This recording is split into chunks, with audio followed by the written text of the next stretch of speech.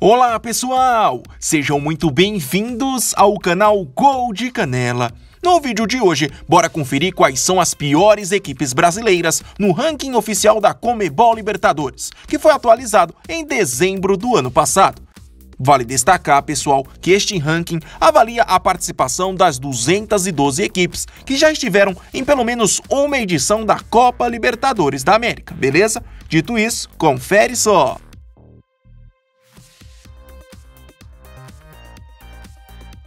Na posição 169 no ranking da Conmebol Libertadores, temos o Sport Clube Santo André. Seu ranqueamento tem como base a campanha realizada na Copa Libertadores da América na edição de 2005. Após vencer a Copa do Brasil de 2004, a equipe paulista ganhou automaticamente uma das 5 vagas brasileiras na competição, isso pela primeira vez em toda a sua história. Sorteado para o grupo 4, eles tiveram pela frente o Cerro Porteño do Paraguai, o Deportivo Táchira da Venezuela e o Palmeiras. Sob o comando do técnico Sérgio Soares, o Santo André até fez uma campanha aceitável, com um aproveitamento de 44,4% dos pontos, mas infelizmente não conseguiu sua classificação para as oitavas de final. Na estreia, fora de casa, o Ramalhão perdeu para o Deportivo Táchira por 1-0. Depois, em casa, empatou com o Cerro Porteño por 2-2. No terceiro e no quarto jogo da competição, eles tiveram pela frente o Palmeiras e somaram um empate por 1-1 e uma vitória por 2-1. No quinto jogo, que poderia até encaminhar uma possível classificação, perdeu fora de casa para o Cerro Porteño por 1-0. E no último jogo, aplicou a maior goleada daquela edição da Libertadores, 6-0 sobre o Deportivo Táchira, jogando em casa. No geral, o Santo André somou 8 pontos e ficou com a terceira posição do grupo, com 1 ponto a menos que o segundo colocado Palmeiras. A equipe paulista, até hoje, nunca mais participou de uma competição regida pela Conmebol. Após alguns anos longe dos holofotes, eles atualmente disputam a primeira divisão do Campeonato Paulista e seguem na liderança geral da competição. Agora, na posição 178, temos o Sport Clube Juventude, equipe que participou da Copa Libertadores da América de 2000, após se sagrar campeão da Copa do Brasil no ano anterior. Até hoje, a equipe é a única do interior gaúcho a disputar a competição mais importante da América do Sul. No grupo 7, com El Nacional do Equador, The Strongest da Bolívia e Palmeiras, o Juventude até fez uma campanha boa, mas não o suficiente para passar de fase. Na estreia, a equipe foi muito bem e venceu o El Nacional em casa por 1-0. Mas, nos 3 jogos seguintes, acumulou 3 derrotas. 5-1 para o The Strongest, 3-0 para o Palmeiras e 2-0 para o El Nacional, todas jogando fora de casa. Nos 2 últimos jogos, a equipe de Caxias do Sul se recuperou. Jogando em casa, venceu o The Strongest por 4-0 e empatou com o Palmeiras por 2-2. Com a campanha, somou 7 pontos e terminou na terceira posição, 3 pontos a menos que o segundo colocado El Nacional. Com 2 vitórias, 1 empate e 3 derrotas, acumulou um aproveitamento de 38,8% dos pontos. A equipe alviverde hoje está na elite do futebol gaúcho, além de ser uma das 20 equipes que integram a Série B do Brasileirão. Após faturar de maneira surpreendente a Copa do Brasil de 2005, o Paulista Futebol Clube participou de sua primeira e até hoje única competição internacional em toda a sua história. No caso, a Copa Libertadores de 2006. Sorteado para o grupo 8, a equipe de Jundiaí teve pela frente adversários duros. Foram eles o El Nacional do Equador, o Libertad do Paraguai e o poderoso River Plate da Argentina, e por isso não conseguiu fazer uma boa campanha. Com 2 empates nos primeiros jogos, 1-1 fora de casa contra o El Nacional e 0-0 em casa contra o Libertad, o paulista foi goleado no terceiro jogo contra o River Plate na Argentina por 4-1. Depois disso, no jogo de volta, conseguiu vencer o próprio River jogando em casa por 2-1, mas depois perdeu para o Libertad por 1-0 no Paraguai e na despedida empatou em 0-0 contra o El Nacional no Equador.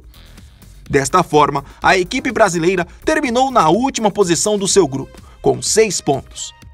Somando uma vitória, 3 empates e 2 derrotas, ficou com um aproveitamento de 33,3%. Após correr sérios riscos até de fechar suas portas nos últimos anos, eles ocupam neste momento a lanterna da 3ª Divisão Paulista. Após conseguir chegar na final da Taça Brasil de 1967, o Clube Náutico Capibaribe se tornou a primeira equipe pernambucana a disputar uma edição da Copa Libertadores. Na competição de 68, foi ao lado do Palmeiras, um dos 2 representantes brasileiros. O Timbu, além dos palmeirenses, teve pela frente no grupo 5 o Deportivo Português e o Deportivo Galícia, ambos da Venezuela. Apesar de viver naquele momento sua era de ouro, o Náutico não conseguiu fazer uma boa campanha no torneio e acabou eliminado ainda na primeira fase, ficando na 3ª posição com apenas 4 pontos. Mas vale destacar que a campanha da equipe pernambucana ficou marcada por um episódio de polêmica entre o clube e a própria Conmebol.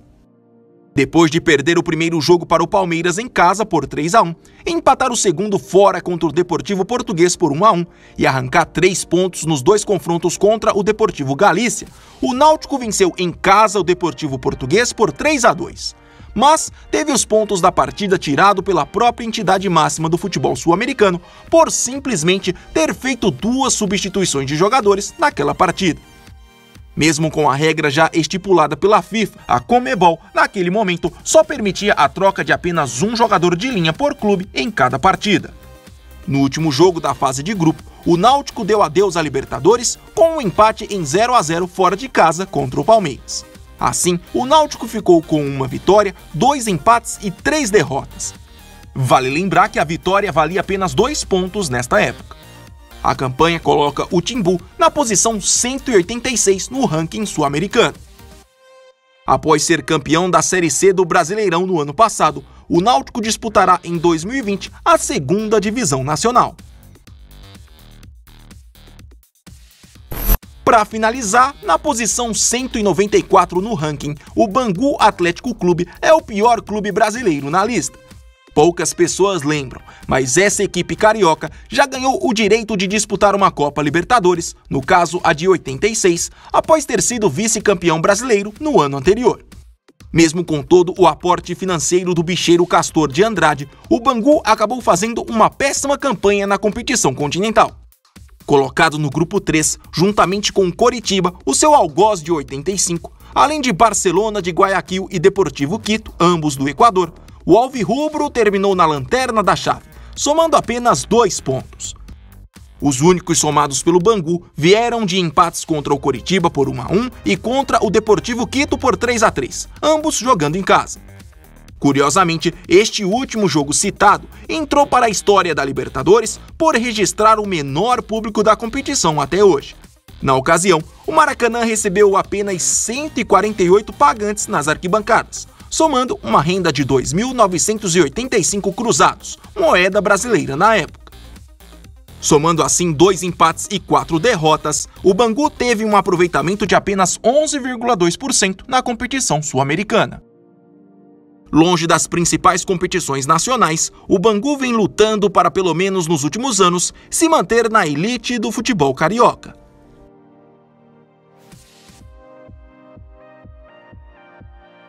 E é o que eu sempre falo, pessoal, tá afim de uma caneca personalizada? Então procura o nosso parceiro @canecas de times e faça o seu pedido. E se gostou do vídeo, não se esqueça, se inscreva no Gol de Canela. Se puder também, segue a gente no Instagram, é @goldecanela. Até mais!